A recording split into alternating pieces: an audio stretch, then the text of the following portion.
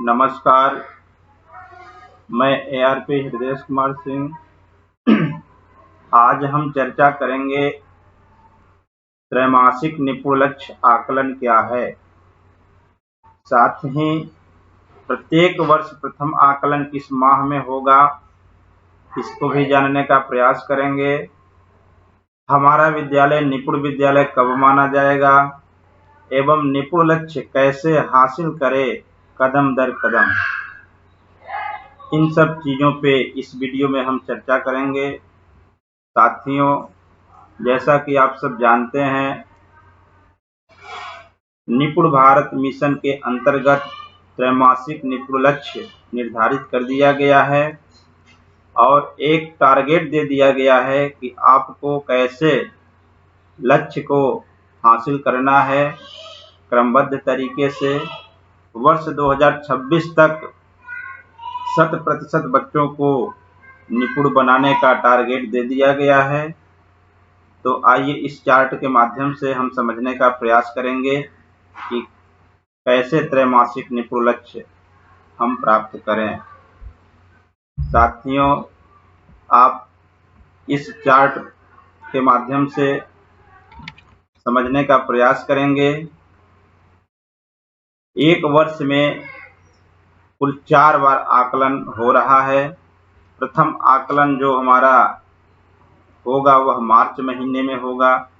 इसके बाद दूसरा आकलन जून में और फिर सितंबर में, और चौथा चरण जो होगा दिसंबर में होगा। ये हमारा निपुण छात्रों का प्रतिशत है। ये बेसलाइन डाटा है। पूरे जनपद का 31% बेसलाइन डाटा प्राप्त हुआ था। उसी को आधार मान करके अब आगे का टारगेट दिया गया है। वर्ष 2022 में सिर्फ 2 आकलन होंगे। एक सितंबर में, जिसमें आपको 36% का टारगेट मिला था, उसे आप लोगों ने संपादित किया, और दिसंबर में 40% बच्चों को आप सबको निपुण बनाना है। तो वर्ष 2022 तक आपको 40% बच्चों को निपुण बना देना है। वर्ष 2023 में जो प्रथम चरण का आकलन होगा उसमें आपको लक्ष्य मिला है 45%, दूसरे चरण में 49% और तीसरे चरण में 54%, और जो चौथा चरण है उसमें 59% बच्चों को निपुण बनाने का टारगेट आपको मिला है। इसी प्रकार वर्ष 2024 में आपको प्रथम चरण में 63% बच्चों को निपुण बनाना है, दूसरे चरण में 68% बच्चों को, तीसरे चरण में 72 और चौथे चरण में 77% बच्चों को निपुण बनाने का टारगेट मिला हुआ है। वर्ष 2025 में जो प्रथम चरण का आकलन होगा उसमें 82% बच्चों को निपुण बनाना है, दूसरे चरण में 86% और तीसरे चरण में 91% और चौथे चरण में 95% बच्चों को निपुण बनाने का टारगेट मिला है। साथियों, वर्ष 2026 में आपको 100% बच्चों को निपुण बना देना है। तो ये आपका जो है चार्ट निपुण छात्रों का प्रतिशत चार्ट है। कैसे आपको बच्चों को निपुण बनाना है क्रमबद्ध तरीके से। अब हम ये जानेंगे कि हमारा विद्यालय निपुण विद्यालय कब माना जाएगा। तो जिस विद्यालय के 100% छात्र 75% कॉम्पिटेंसी हासिल कर लेंगे तो वह विद्यालय निपुण विद्यालय होगा। तो हमें मेहनत करने की ज़रूरत है। अपने विद्यालय के बच्चों को 75% कॉम्पिटेंसी हासिल करवाना होगा, तभी हमारा विद्यालय निपुण विद्यालय होगा। साथियों, इस प्रकार हम चरणबद्ध तरीके से काम करेंगे तभी हमारा विद्यालय निपुण होगा। इसके पहले हमको अपनी कक्षा को निपुण करना होगा। सभी कक्षाएं निपुण होंगी तभी हमारा विद्यालय निपुण विद्यालय होगा। ये आकलन तालिका कक्षा 2 का मैंने बनाया।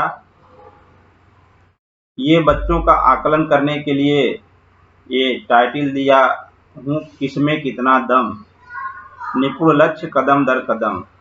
तो आप भी अपने विद्यालय में इस तरह का चार्ट तैयार करके बच्चों का मूल्यांकन कर सकते हैं और देख सकते हैं किस बच्चे में कितना दम है। और उस आधार पे आप काम करेंगे तो निस्संदेह आपका विद्यालय निपुण विद्यालय होगा। तो इसमें कुल 10 लक्ष्य हम बनाए हैं। पहला जो यहाँ पे देखेंगे क्रमांक है, विद्यार्थी का नाम लिख लेंगे। ये हमने एक नाम लिखा है, काल्पनिक नाम किसी भी बच्चे का। तो पहला लर्निंग आउटकम जो हम दिए हैं, वर्ण अक्षर पहचान। यदि बच्चा पहचान लेता है तो आप यहाँ टिक लगा देंगे। इसके बाद 2 अक्षर वाले अमात्रिक शब्द, 3 अक्षर वाले अमात्रिक शब्द।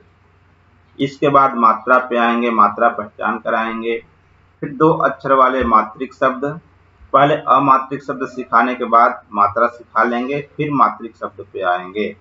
2 अक्षर वाले मात्रिक शब्द, 3 अक्षर वाले मात्रिक शब्द, फिर 5 शब्दों के सरल वाक्य पढ़ लें, ये पढ़वाएंगे।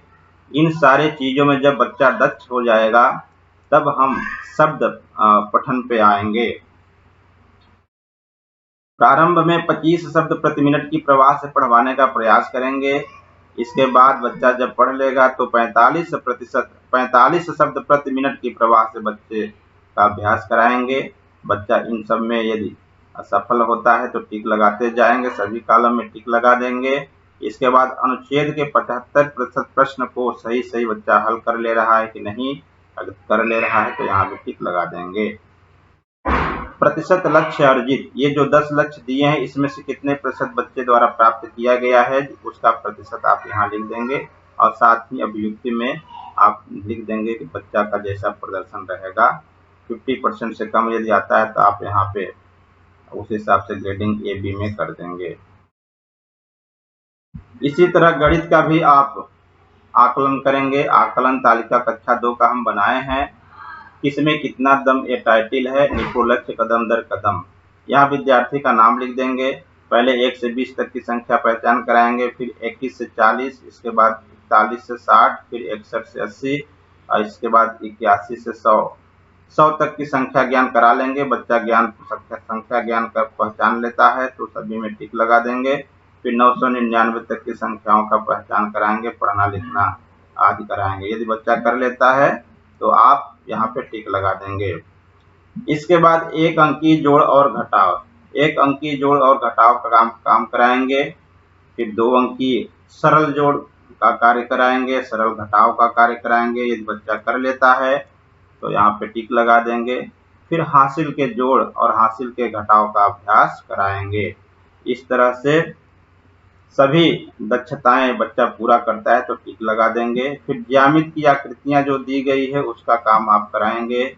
यदि उसमें भी बच्चा सफल हो जाता है तो आप यहाँ पे टिक लगा देंगे।